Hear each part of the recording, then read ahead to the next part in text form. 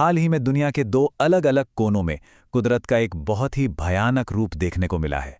तो चलिए, आज हम अफगानिस्तान और केन्या में हुई इन दो बड़ी त्रासदियों के बारे में बात करते हैं और समझते हैं कि आखिर हुआ क्या।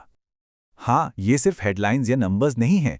ये उन सैकड़ों परिवारों की कहानियां हैं जिनकी जिनकी पूरी दुनिया एक पल में ही उजड़ गई। चलिए, सबसे पहले अफगानिस्तान की सिचुएशन पर नजर डालते हैं।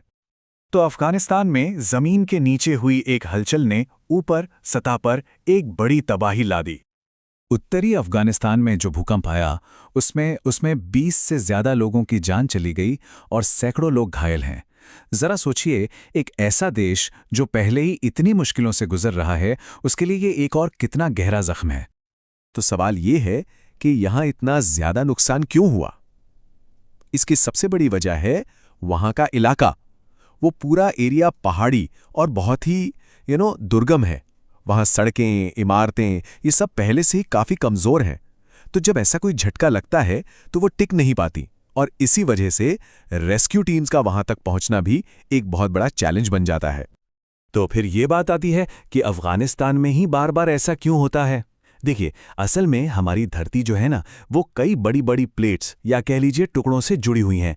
इन्हें टेक्टोनिक प्लेट्स कहते हैं, और ये प्लेट्स हमेशा धीरे धीरे हिलती रहती हैं।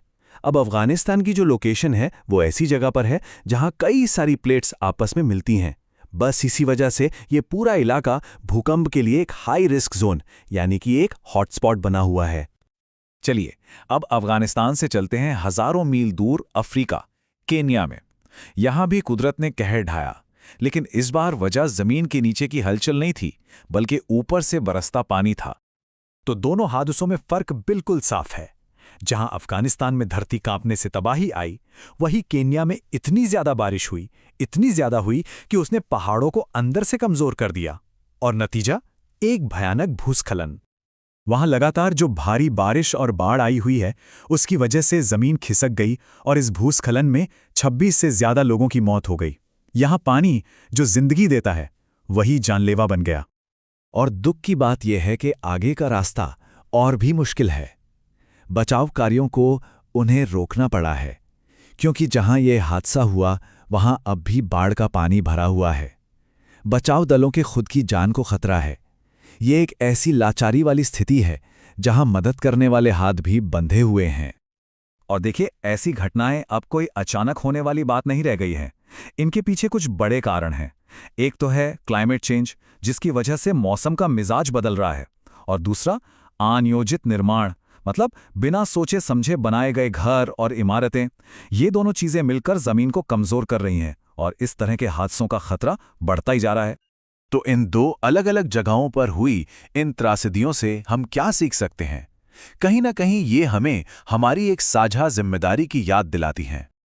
आखिर ये जो इतनी दर्दनाक घटनाएं हैं, ये हमें क्या याद दिलाती हैं? ये एक ऐसा सवाल है जिसे हमें सिर्फ एक न्यूज़ आइटम समझकर भूल नहीं जाना चाहिए। सबसे बड़ा सबक तो शायद यही है कि प्रकृति यानी कुदरत की ताकत के आगे हम इंसान कितने छोटे हैं। हमारी दिली संवेदनाएं उन सभी परिवारों के साथ हैं जिन्होंने इन हादसों में अपनों को खो दिया है। लेकिन सिर्फ संवेदना जताना ही काफ़ी नहीं होता।